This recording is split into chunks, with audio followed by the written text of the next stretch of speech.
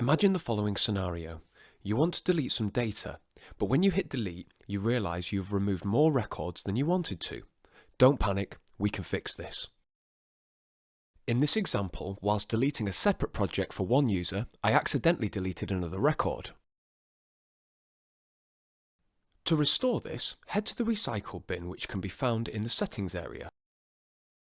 Expand this menu and find the module you're working on.